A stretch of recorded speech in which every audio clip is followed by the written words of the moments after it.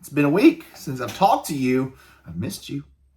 I am rested up. That was the whole goal of last week, was to get fully recharged. I don't know if some of you guys follow me on social media. You saw yesterday I hit Disneyland Park by myself. Never really done that before.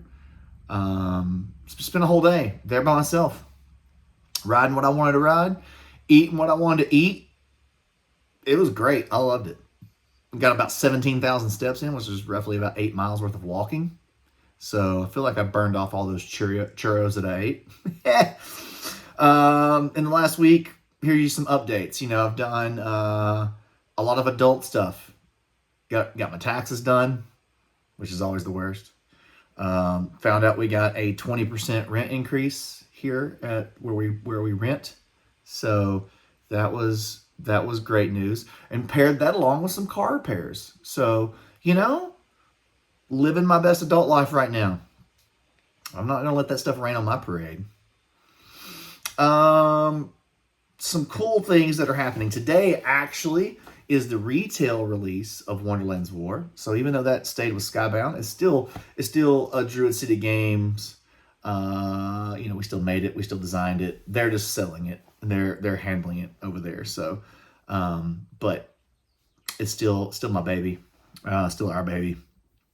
So if you were waiting for retail release, go get you one. Because again, the print run that was ordered for retail was very conservative. So it's gonna sell out fast because it's got a ton of hype behind it. Which also, end of next week, to kind of couple with that, I'm going to be hosting a tabletop live over on the Skybound page with the Skybound team. And we're going to have some items that are left over from the Wonderlands War fulfillment. So there will be some deluxe. There will be some premium ships. So if you want that edition, you're going to want to go follow the Skybound tabletop page, because I believe it'll be on the Facebook page where we go live.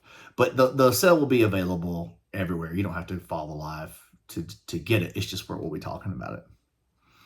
So that'll be next Friday, I believe. Also, if you've already gotten the game and you've played it and you're a member of BGG, we would love for you to go rate the game over on BGG. It really helps out the awareness of the project, get it in front of more people. It's currently the highest rated game that we've ever made. It's at an 8.5. And if you look at the bulk of the ratings, they're 8s, 9s, and 10s, which is, that's what we shoot for. That's what we strive to do, is make a game that would be highly rated, So, if that's what you're into, if you don't mind, pop over there and give it your honest rating. Unless you're going to give it a 3, then don't do it. Don't do it if you're going to give it a 3. I'm looking at some of y'all. Some of y'all are going to give it a 3 just because. I need to offset some of the fanboys, and I'll give it a 1. I bet you're a joy at a party. Kickstarter backer report this week. So one of the big things that we're waiting on, and it takes Kickstarter a couple of weeks to supply us with the finalized list. So they have time to go back and forth with the banks on any dropped or error cards. Then they have time to get their report done, and then they finally release the funds to the bank account. So you make sure all that stuff goes off without a hitch. And that's when we get the report. The report's what we need to then be able to import that into our Pledge Manager backend. And then we take all of that, and we've already been working on the Pledge Manager, but we can't really move forward with it too much more until we have that report of who, what, when, where, what they bought, what they wanted, that sort of thing.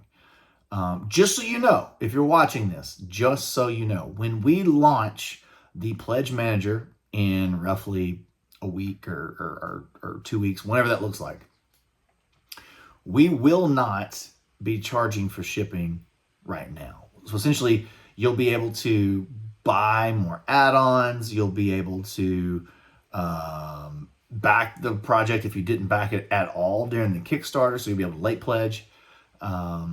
and you'll be able to adjust the items essentially in your cart.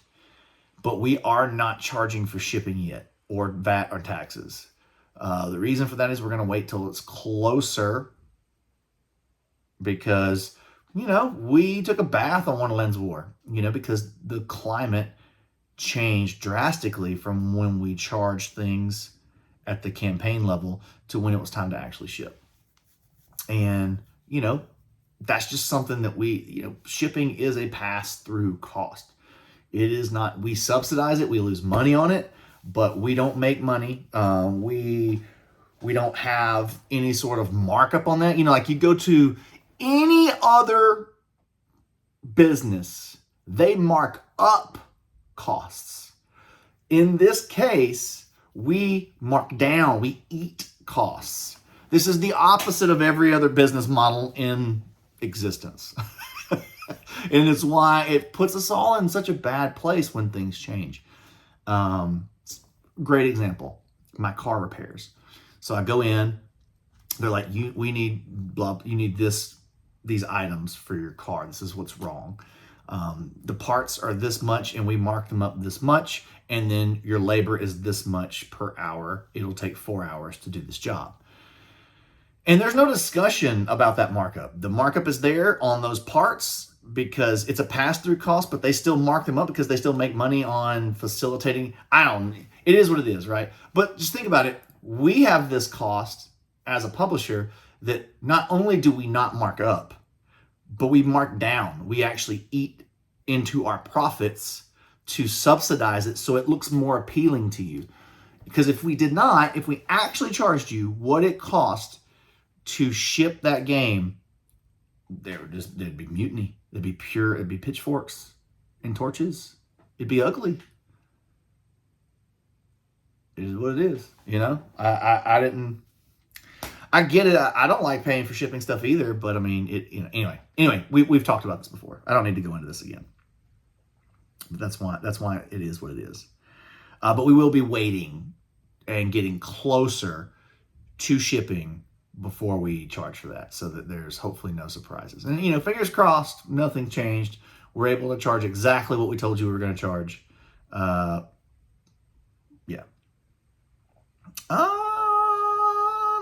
A couple of things that I'm looking to do on the YouTube channel here. I am looking at not partnering, but like getting some other folks on here and doing some interviews with them. So it's not just James and James's opinion about things. In my perspective, you can get some other people in here. I've been talking with Alex Radcliffe. We're talking about doing a 1v1 exchange. So he'll have an interview that he does here with me, and I'll do an interview with him over on his channel. Talking to T. They have a awesome game, Birds of a Feather, over on Kickstarter right now. Go check that out. T's amazing. T worked at Haba. T's been in the industry since much longer than me. So they have a ton of incredible insights. And then so for today I wanted to chat just quickly a little bit, the main subject of today's video. So you got those updates. That's kind of what's been going on. That's some updates. But Night Hunter Z said, because I asked for some topics. What are some things that you guys want to know more about? And Night Hunter Z said, why do we make games in China? And why can't they be made in the US? What's holding us back from doing that? And this is obviously, I probably should bring in more of an expert on this, but I'm going to give you the real layman's terms explanation. But, back in the 70s, 80s, the U.S. made a big shift in the way that they wanted to handle their economy, and a lot of manufacturing left the U.S., and that was by choice, right? We moved our economy to other areas, and we let this manufacturing go, and it went to China, and China scooped it up and really built their expertise around it, because that's a lot of it. I see a lot of the threads online that are, they're steeped in nationalism. Why don't we just make them at home? We have to ship them from overseas, and Get people here jobs. And the sentiments, I think, comes from a good place, right? It's one of those like, this is just common sense type of things, but then it just removes all context, right?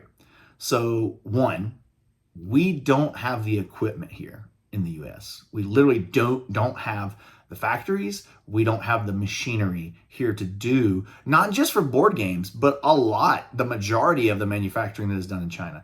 They have built their expertise around being able to do these things. So not only are the people trained to work these machines and they have access to the materials, but they literally have the machinery. We just don't have it here. The companies that are here typically can do card games and paper products.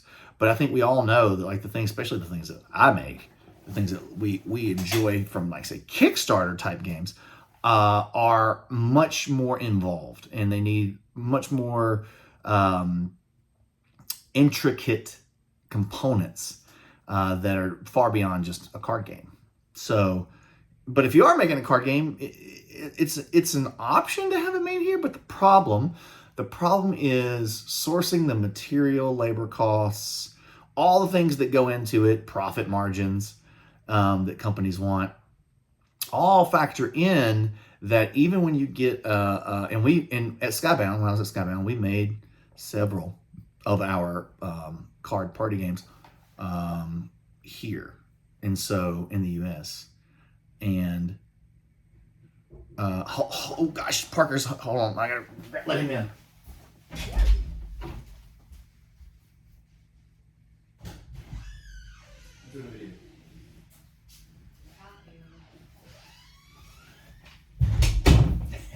Sorry, Parker just came home from school. I need to let him in. You can just fast forward to when I show back up on the screen. And so that's the big part is we don't even have the tools here to do it. Now, someone will say, well, that seems like a really good business opportunity for somebody. Maybe, but the problem is that it would be a huge investment in machinery that we don't have here, that no one here is trained to use or operate. So then there would also be a huge investment in the training around that machinery. So it's not just a go buy the machines and put them in a warehouse and now you've got a factory, right? Like there's so much efficiency that has to be around all those things too. Then you've got to be able to get the materials to the place to put in the machinery that isn't typically here. And so sourcing your materials, if all of these things are multiple factors higher in each category cost-wise, then what you're going to have to charge per unit to make a game isn't going to be competitive. And you know, we can debate the ethics and morals and usefulness of the capitalistic society. Happy to do that. Probably not here on this channel, but that's stuff that I care about, right? But that's kind of that's the world we live in. That's what we have to deal with. And so if they can't be competitive, then it's not an option that people will choose. And if they don't choose it, then it doesn't stay in business, and then you've just wasted your investment. And so at the end of the day, while shipping over the stuff from overseas sucks, especially right now because the ocean freight's so high, it's something that the options that we have now, they're just not up to the same. They're not up to the same level, not only in cost but also in quality. Like the quality, because the machinery in China has been there for so long, because the expertise around it is there, and because they can source the material, the output is better. The quality is better. So it's not just a per unit cost. It's like, who would be excited about paying 8 times more for something that is of lesser quality? No one. You wouldn't want to buy that. We wouldn't want to make that. So it just doesn't, it's not a thing, right? So, that's really what it boils down to, is that it's not an apples to apples situation, and there aren't people flocking to invest their millions and millions of dollars in capital to compete with China when they know that they would be decades behind them in every category. They would be absolutely slaughtered. They would be destroyed. So that's just kind of it in a nutshell. It would take a shift in a much bigger. It's just not a one-off factory solution type of thing. It's a shift in a lot of things. And frankly, I don't think there's that many people in the U.S. interested in trying to compete with China when it comes to manufacturing. I just don't. At least people who have the money, that have the capital. It's not a safe bet. They would much rather, especially right now, they would rather invest their capital in real estate or something that's booming, right? Like they're not gonna go do a high risk thing and then and hope that it does well. That's not. I don't see anybody doing that. So, all that to say, that's why we are where we are. There are some manufacturers in like Poland and Europe, but they still suffer from some of the same problems. They're not quite as bad as the ones that I was talking about earlier that are US based, but they still have a hard time sourcing and doing more intricate components, and they still cost more. So, that's really the gist of it, and your math ends up being, when it comes to the ocean freight part of it, if you're making a small box game, while the ocean freight has went up 6x, it still averages out per unit to an amount you can absorb.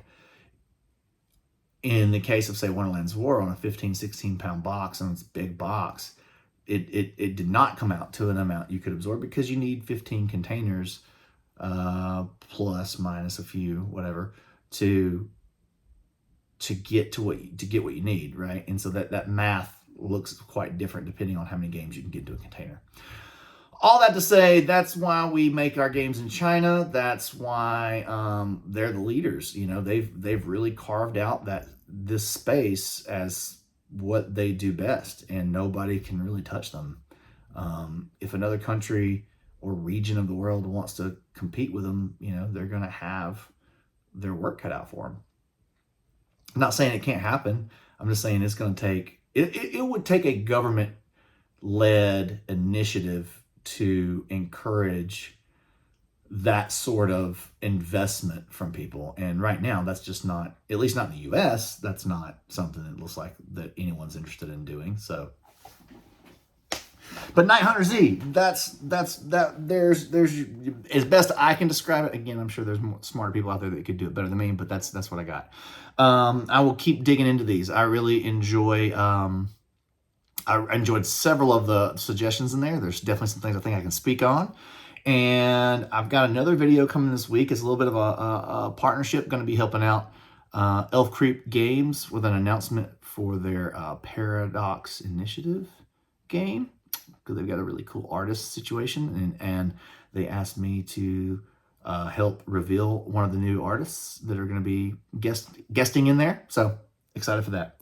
I still made it close to 20 minutes. Anyway, thank y'all for listening, and I will see you later this week. Bye.